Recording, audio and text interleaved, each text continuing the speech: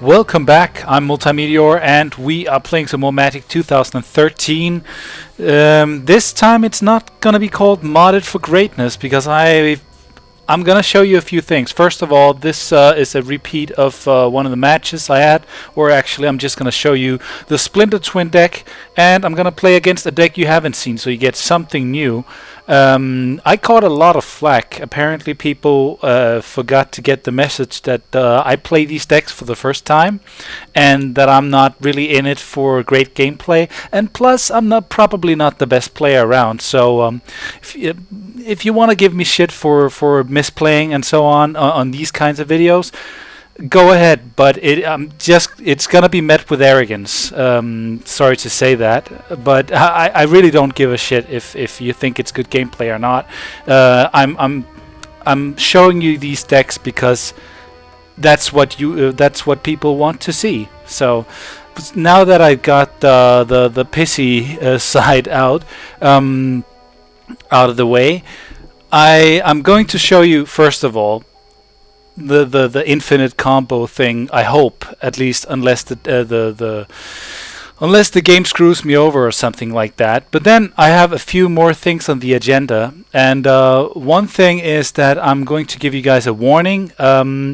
I just got a comment from a guy watching my video who said that, or who warned people that installing these mods might actually reset different stuff in the game. For example, reset all your unlockables, that is your decks and the cards that you've unlocked.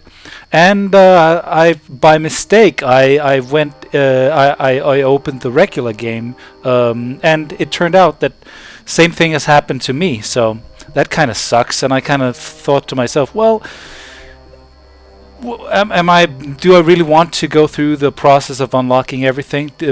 I just got a huge return and a huge tax return, but do I really feel like on principle that I want to go and unlock everything again? I don't know if I want to. I'm not that impressed with the game anymore. I'm very I mean, I like playing the different tournaments and so on, but I don't know.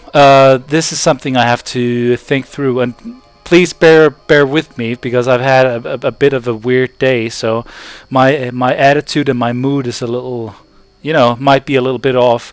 Third thing that I'm thinking about is that I woke up today and I decided to check out some more of the decks, and I came across some decks which I thought was really like it was made by somebody who weren't thinking at all, was the line of thought that I came or the conclusion I came to.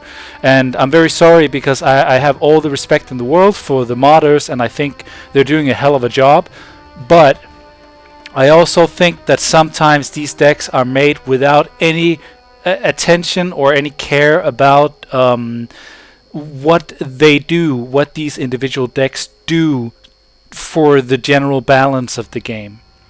I mean, I'm not blaming any modders for the game resetting anything. Because it's only very recently, it's only happened to me once, and once might be enough, but that's not their fault. I chose to mod the game and so on.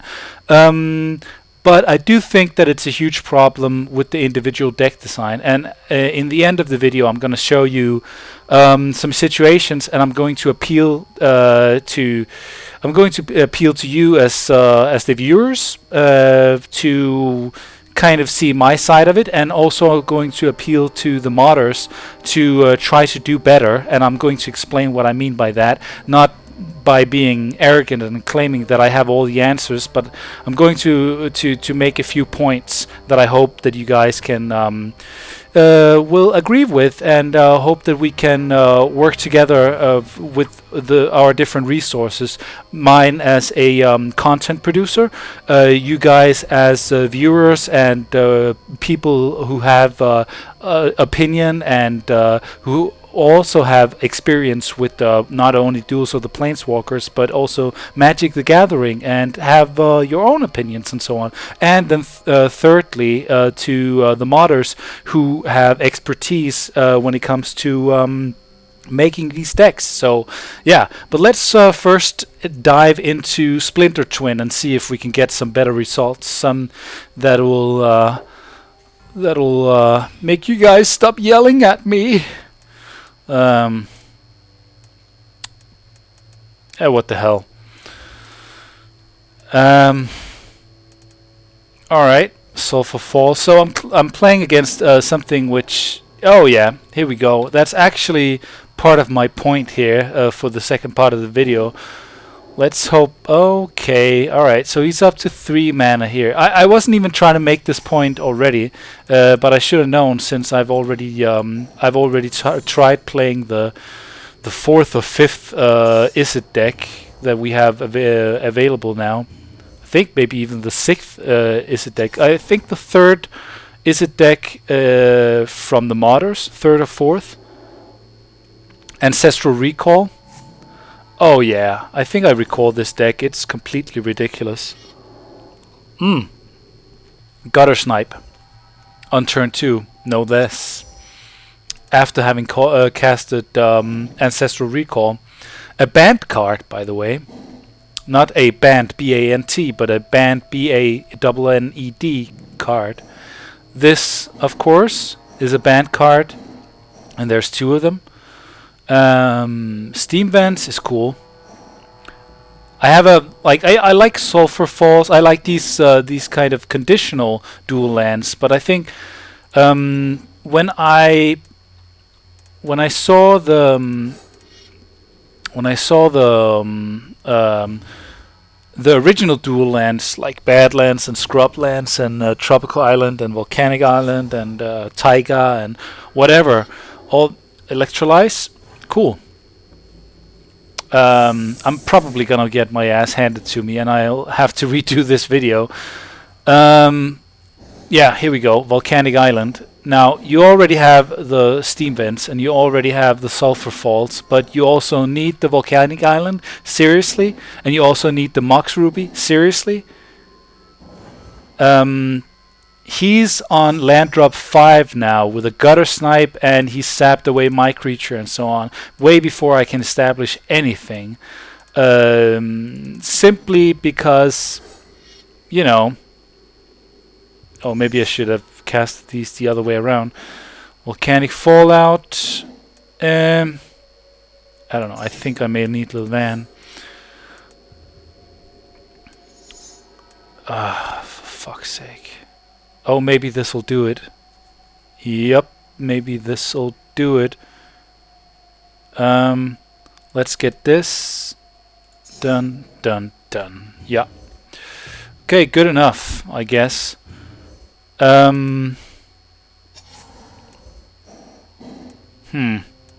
Yeah, alright, I kind of lost my train of thought, but I'm at land drop 3, and he's basically, he has 5 mana available to him. He might even drop a land now.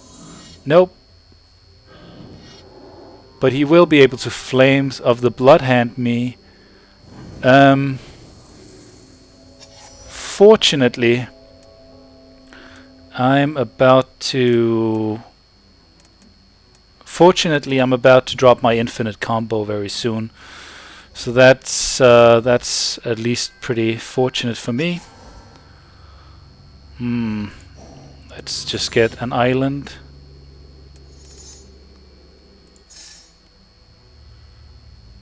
But I'm way down, so he might kill me unless I'm able to... what the fuck, let's do it. Oh, really? Oh, man. Okay. So this is what you get when you have Moxes and you have 3 different kinds of dual lands. This one non-conditional. I think at least remove the banned cards. Because it makes no fucking sense. There's a reason these cards are banned. Why in the world would you include banned cards in these decks? It's too OP. Let me go find a different matchup so I can actually show this stuff. Splinter Twin versus There Will Be Blood. Kind of want a Secrets exposed. I don't want to have everything. Oh, here be monsters. Let's try that. I haven't played against that deck, so I might get my ass handed to me again. Okay, we have a potential for... Yeah, we have a potential here. Splinter Twin as well. Okay, so I just need to draw land. Good enough. And I'm on the play.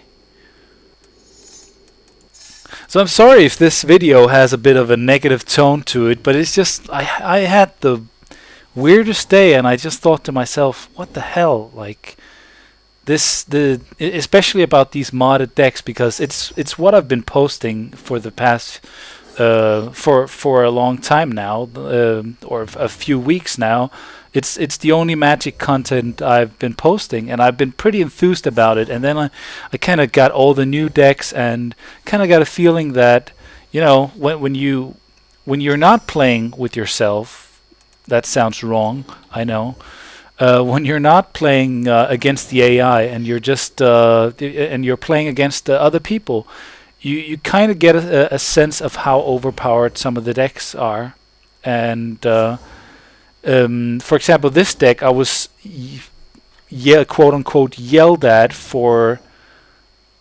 Oh, Keswick Wolf Run. Well, I don't mind that being in the game, because that's not a banned card. It's insane, but it's not. Okay, did I just... Yeah, I forgot to do that. It doesn't matter, I don't have the mana for Splinter Twin. Okay, whatever. But when you play against other people, you kind of get a better sense of... because other people are usually better players than the AI. So you kind of get a sense of how insane the decks can be.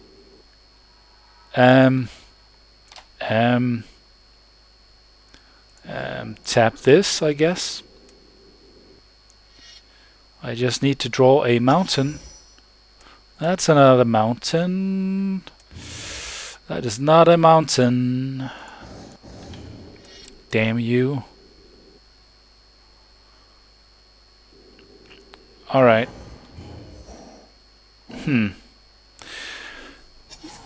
But yeah, if you want these decks to stack up against, or oh, for fuck's sake. Alright, and he's mana screwed. That's beautiful. Well, at least I can counter everything that he plays. And I'm saying he as if the AI has a gender.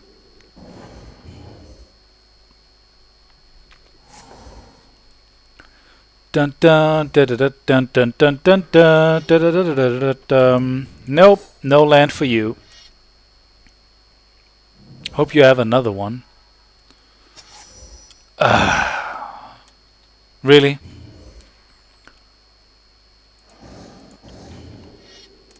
The things that you have to go through in order to fucking do this, to get this combo going.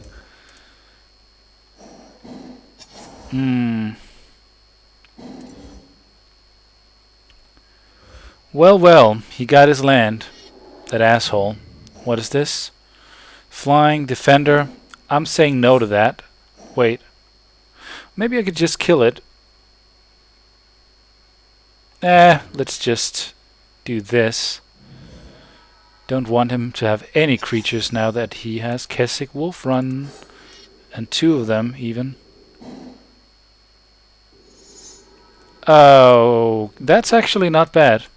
Let's get this down. And,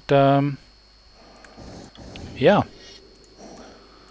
Let's quickly get us ourselves a mountain here. Because from next turn on, we could try to do this infinite combo. That's admittedly pretty cool, but then again, I mean, why would you want to make a deck with an infinite combo? I mean, there's an obvious reason, and that's because you want to win every time. But do you want that deck to be played against you?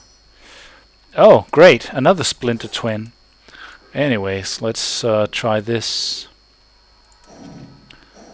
I guess this. Come on. Yep. Untap this guy. Alright. And let's just make 10 of these guys, and just to prove the point. Let's hope I don't fuck it up.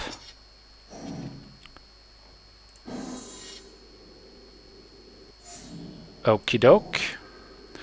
Well, see, this looks like a fun match, right? Like this is something that you definitely want to play against. Like it looks like a lot of fun. I mean, before I realized you had this infinite combo, I thought this deck was pretty awesome because it had some nice tricks. But now that I see that you have this infinite combo, I'm kind of thinking, why would you include that in the game? It's kind of like it's the non-interactivity that's bad about the game design. For example, what people hated about what's it called? What people hated about the Knight deck in Magic 2012, and what people hated about the Crosswinds deck in 2013. Hello. All right. How many do we have? 1, 2, 3, 4, 5, 6, 7, 8. I guess that's enough. All right. Let's swing in. Get it over with. What people don't like about certain combos or decks is the non-interactivity. And even if your opponent had like 40 creatures down, well, you just make and 20 life. You just make 60 creatures, swing in with everyone, and just make enough creatures to make sure that you have every last point of damage that you need in order to win that matchup in that exact turn. That's not fun. Even if they have, you could say that, well, what if they had removal? Well, if they have removal on your turn, you just, as a counter or in response, you just keep tapping, because you can respond to their removal and just make enough guys to survive it. And that's like, I mean, that's not fun, but it's I mean, it's like, kudos to whoever came up with it. Apparently it wasn't the guys who made the deck, and it rarely is, because they're lending themes or borrowing themes from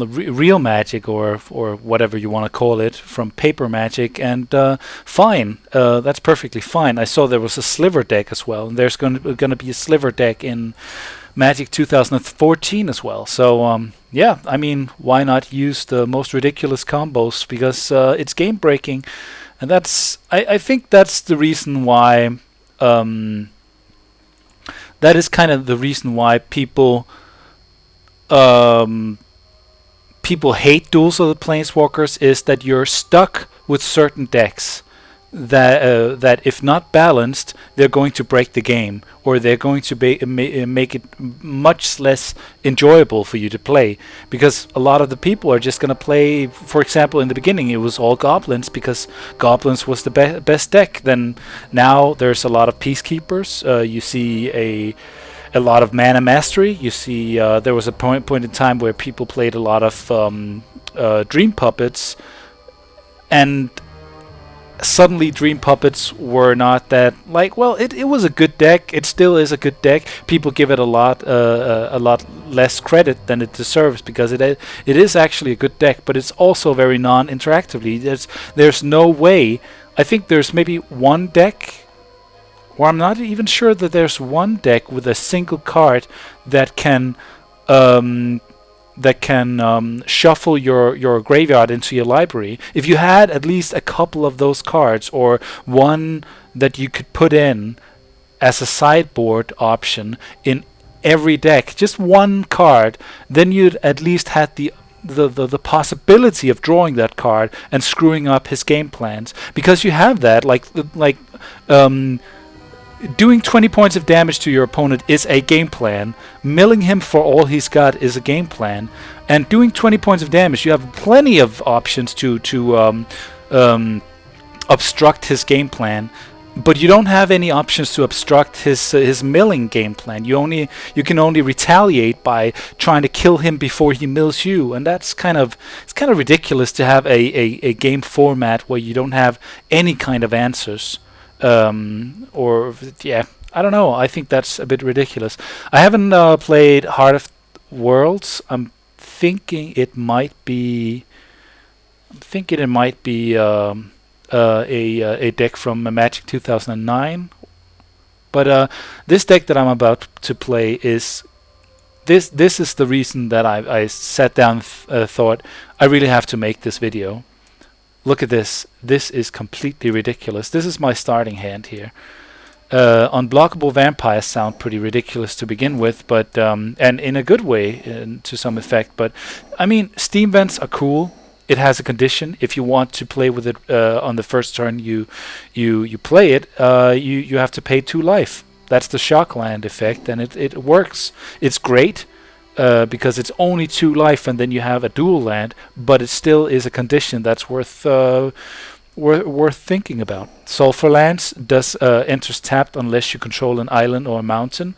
It might not be significant as soon as you have that island or mountain down, but before, like the first turn, if that's the only lands you have, Sulfur Falls or Steam Vents, and you want to drop Stromkirk Noble, then you might want to drop the Steam Vents, because that at least gives you the tempo advantage, and it only costs you 2 life to be able to get this guy down. But this is too much. This is let's keep it and see how this goes. If I lose, then I'm going to have to eat my socks or something. But all right, it's not looking good from turn 1, especially because I don't. Well, it might have changed up right quick, because this is my turn 1 play now, which is pretty ridiculous on its own. Yeah, let's see. Let's play 2 Moxes and a mountain, and I'm able to drop a Markov Blade Master, 3 cost 1/1 double strike on turn 1. So how do you like that? How do you like that? I have a double striker that just gets bigger and bigger. I have that on turn 1.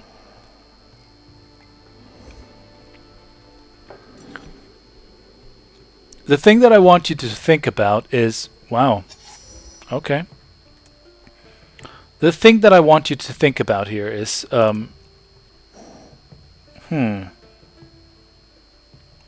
okay, that's also pretty insane. So on turn 2, I'm gonna play Rakish Air, which makes it so that if my guy, my guy might get killed. I don't know. I have no idea. Maybe he wants to block just to make sure that my guy doesn't. Yeah, just to make sure it doesn't become bigger. But it would have become a 3/3, which meant that next turn I could swing in for 6. I'm gonna drop this because this guy makes every vampire you control that deals combat damage to a player +1/+1 bigger, and the same goes for, or it just makes itself bigger if it does combat damage, and so the same goes for this. Can't be blocked by humans, by the way. I should have played Human Battalion, or played against Human Battalion. But see, on turn 3 I'm gonna have 5 mana at my disposal. He has step links there. Pretty normally a pretty good card, but okay. Yeah. Well, why the hell not? No need for that. I'm going to swing in with this guy. Well, every one of them, I think, because there's not much he can do. And this guy's just gonna go ahead and become huge. All right. Yeah. Actually, I guess it's going to, yeah, it's gonna become a 5/5. So it can deal fucking 10 points of damage next turn. How ridiculous is that? But that's it's not that ridiculous. Like these cards are not that ridiculous on their own. They're powerful for sure, but they're only this powerful because I'm able to drop this on turn 1, drop this and this on turn 2, and completely dominate my opponent, who might have a pretty decent deck. All right. What do we? Flying and haste. Falcon Wrath Marauders. Okay. 2 +1/+1 counters on it. Well, that makes a lot of sense now, doesn't it? Let's make it completely unfair. I guess this is turn 6. So only because he's had creatures that he could drop and chose to block with. And I had a pretty I only had 1 creature in hand on turn 1. Executioner's Blood. Okay, it has Intimidate. Well, that's great. So basically, I think I've pretty much shown what I wanted to show with this video. There are some problems with the modding community, and what I wanted to get down to here is that I think there's not some problems with the modding community. There's some problems with the decks that you guys, the modders, put together. We need to make sure. Well, you can make the decks you want. Who am I to tell you what to make? But if we are to build a community together, both you guys who are involved in the modding and us guys who you guys would like to be part of it or play your decks, then we have to have some standards. We have to make sure that you don't put banned cards in decks, or at least we have to have some lists that people can reference to. And then when other people download your deck packs, they don't get decks with banned cards if they don't want decks with banned cards in them. If they think that I'm simply not satisfied with, or I'm simply not happy about the fact that I could end up playing with somebody who's going to play an overpowered deck, which I have installed, but I don't want to play it. But at the same time, like we have to go by trust suddenly. It would be nice if you could choose on beforehand and say, like, I don't want these decks installed, and that we had kind of a ranking system saying that this deck is legacy, this deck includes, or this is free form. It includes these banned cards, and just make it explicit and say, like, I've just made this for the hell of it. I just wanted to have fun, and it's great for playing other overpowered decks, and that's all fine and dandy. I think that's cool. This is what modding is for. It's for exploring ideas and possibilities and so on. But if we want to get a community going, if we want to make sure that this doesn't become riddled with problems, we should also have some community standards, and we should have some standards for how you build decks. For example, that I hate to be an outsider and demand things of you guys, but it would be nice if we had some kind of review sessions, like people post their decks. The people who are involved in the modding community check the decks out, play them, and then post suggestions for how to rate the deck by some system that I obviously don't have in place right now, because I'm just thinking about it, and I'm probably not the best suited or qualified to make these kind of judgments. But I think that it would be the best for all of us if you guys came up with some kind of ranking system that showed if the deck is just super loading god mode, obese with insanity, or if it is something that is on par with the default decks, or on par with some kind of tier, but at least make sure that you don't have these kind of insane mana issues. We have to kind of compare them to the decks that are in the game, and all of the dual colored decks have, well, I would say almost all of the dual colored decks, maybe except for Sepulchral Strength, have problems with mana. And Sepulchral Strength can have its problems with mana if you don't run all 4 of Evolving Wild or Terramorphic Expanse. So I would say keep that in mind when you make decks that have 4 Moxes of each color and 12 different dual colored lands. Keep that in mind. Keep that in mind that these decks are supposed to compete with, not dominate, the rest of the default decks in the game. And if they're meant to dominate, and or meant to play against other dominating God mode kind of decks, then please make it explicit, and please make them separate downloadable decks, so that we can make the choice to install them or not. So we could potentially install the same decks and make sure that if we play, for example, in a tournament, everybody registers a certain amount of decks, and we can reference with you guys, though, what do you think are the most powerful decks? Which decks do you think are somewhat balanced, and which decks could you then recommend us to use in tournaments, in open tournaments, where you could have a list of decks that people could choose from, or something like that. I mean, of course, we could do all that work, but it would be nice to see some kind of if there's some kind of ownership in terms of also responsibility towards the part of the community that doesn't mod these decks.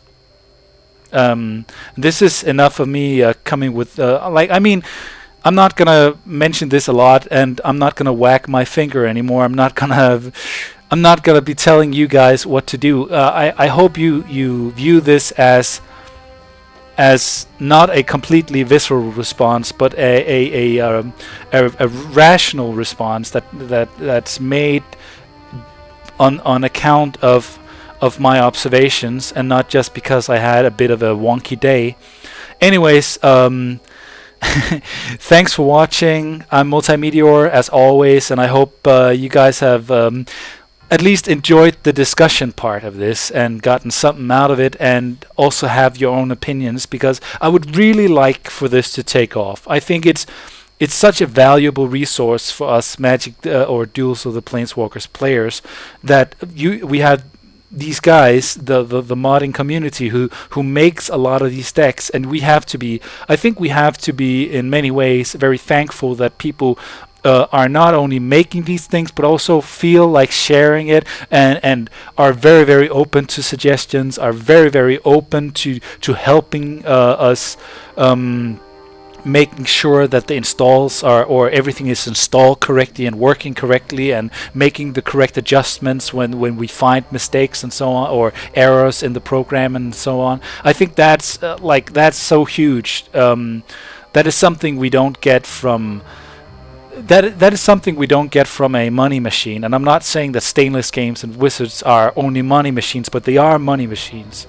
That is something you get from a really, really interested and engaged community, and we just have to appreciate that. But I hope, on the other hand, that as a commentator and as somebody with an opinion, and somebody who's been asked to kind of purvey the information and the news about these decks, that the modding community will also respond with open ears to my comments and my criticisms. So yeah, but for everyone, thanks for watching. I've gotten something off my chest, and I hope you bear with me. So yeah, hope you enjoyed some of it at least, and later.